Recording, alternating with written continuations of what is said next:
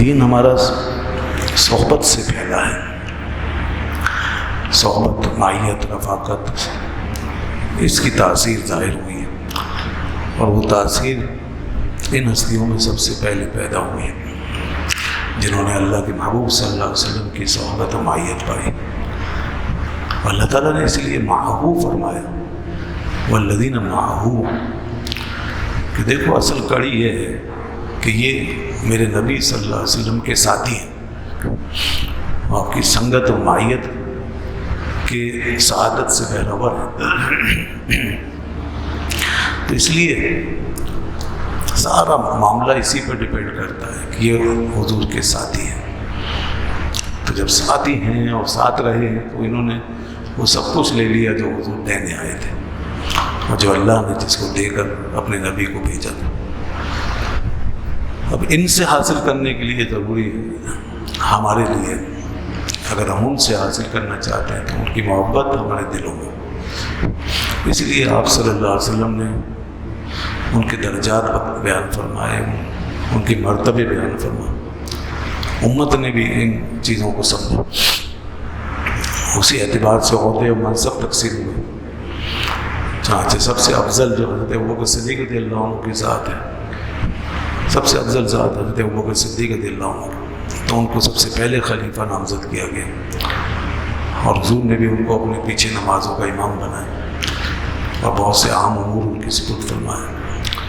پھر حضرت عمر فاروق رضی اللہ عنہ، پھر حضرت عثمان رضی اللہ عنہ، پھر حضرت علی رضی اللہ عنہ، یہ خلفائے راشدین۔ ان کے علاوہ بھی اللہ کے محبوب صلی اللہ علیہ وسلم نے اور اصحاب کی خصوصیت بیان فرمائی، جیسے ایک حدیث میں آپ نے ارشاد فرمایا، وہ حدیث امام احمد بن حنبل رضی اللہ عنہ نے نقل فرمائی، اور اس میں رسول اللہ صلی اللہ علیہ وسلم فرمایا، ارحم امتی ابو بکر، میری امت میں سب سے زیادہ رحم دل، سب سے زیادہ مہربان شخص ابو بکر، واشدھا فی دین اللہ عمر، اور دین میں، اللہ کے دین میں سب سے زیادہ سخت، سب سے زیادہ مضبوط وہ عمر ہے، وَأَصْدَقُهَا حَيَاءً عثمان، اور میری امت میں سب سے زیادہ حیا داری رکھنے والا شخص اور حیا کے معاملے میں سب سے زیادہ سچا، سب سے زیادہ سچا، سب سے زیادہ کامل حیا داری کے اعتبار سے فرمایا عثمان سب سے زیادہ حیا دار عثمان، اور فرمایا وَعَالَمُهَا بِالْحَلَالِ وَالْحَرَامِ، یہ حدیث اسی ترتیب سے ہے، وَعَالَمُهَا بِالْحَلَالِ وَالْحَرَامِ معاذ بن جبل، اور سب سے زیادہ حلال و حرام کا علم رکھنے والے معاذ بن جبل، اور فرمایا وَأَقْرَؤُهَا لِكِتَابِ اللَّهِ ابی، اور سب سے زیادہ، سب سے اچھی اللہ کی کتاب پڑھنے والے، اس کی قرات کرنے والے ابی ہیں، ابی بن کعب، اور فرمایا وَعَالَمُهَا بِالْفَرَائِدِ زید بن ثابت،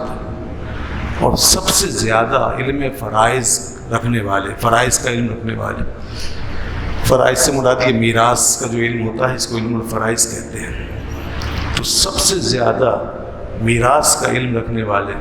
وہ زید بن ثابت، اور پھر فرمایا لِكُلِّ أُمَّةٍ امین،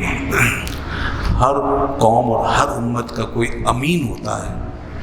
امین امانت دار، وَأَمِينُ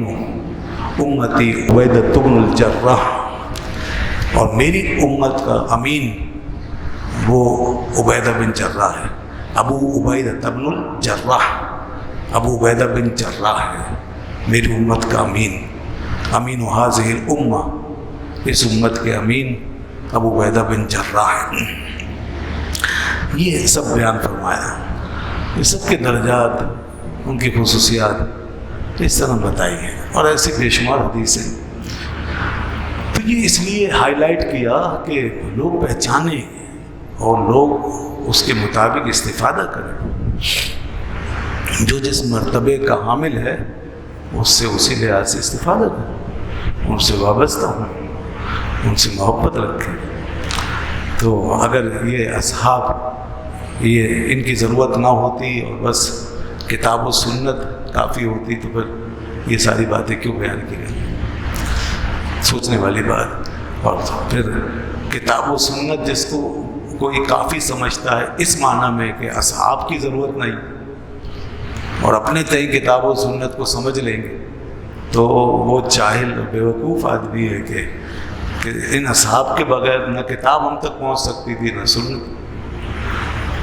ان کو جب تک ہم کتاب و سنت کا محافظ نہیں مانیں گے اور دیانتدار اور امانت دار تسلیم نہیں کریں گے، اور ان کی قربانیوں کو جب تک ہم